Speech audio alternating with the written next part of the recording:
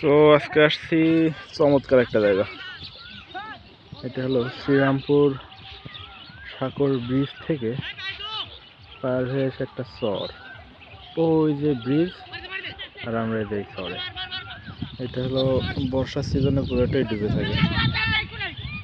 এখন নদীতে পানি নেই, এই জন্য আর কি চর ভেসে উঠছে। সুন্দর একটা খেলার প্লেস হয়েছে, ফুটবল খেলা হচ্ছে, গালিগালাজ হচ্ছে পুরোটা চর। এখানে তামাক চাষ হয়, তারপরে ধান চাষ হয়, গরু চড়ানো হয়। সব গরু চলে গেছে অলরেডি, এখন আছে এদিকে কিছু। ওই যে এমনি টাইমে প্রচুর গরু টরু থাকে। এদিকে হলো যেহেতু এটা চর, তো চরে এই যে কুল গাছ আছে কিছু, ওইদিকে একটা পুকুর আছে, আমরা ওই পুকুরের কাছে যাব।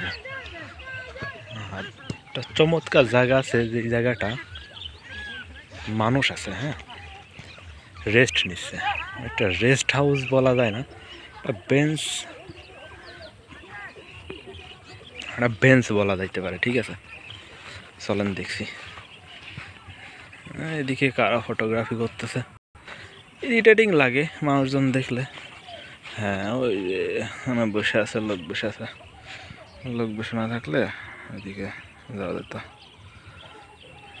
সুন্দর প্লেস, অনেক সুন্দর,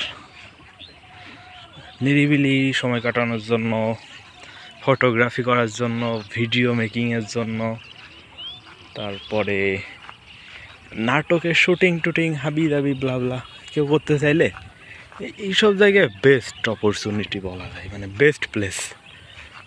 শুধু পাখির কলতান যেটারে বলে না, সেইটা দেখেন, পাখির ডাক, ঠান্ডা হাওয়া, নিরিবিলি প্রকৃতি,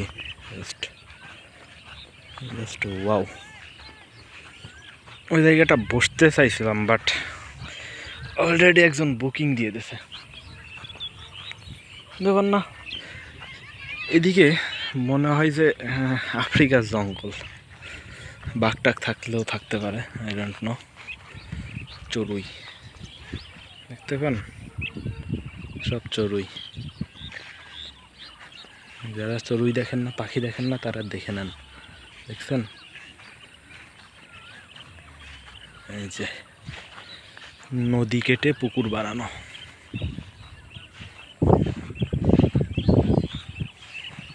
মাছ চাষ করা হয়, অল টাইম পানি থাকে এখানে। Just look at the nature, কি দারুণ, অসম্ভব সুন্দর। কেউ নিরিবিলি টাইম কাটাইতে চাইলে, পরিবার হোক বন্ধু বান্ধব হোক, চলে আসতে পারেন। আর অবশ্যই এটা একটা চমৎকার পিকনিক স্পট হিসেবে আপনারা ব্যবহার করতে পারবেন, খুবই সুন্দর। ওকে, আর বক বক করব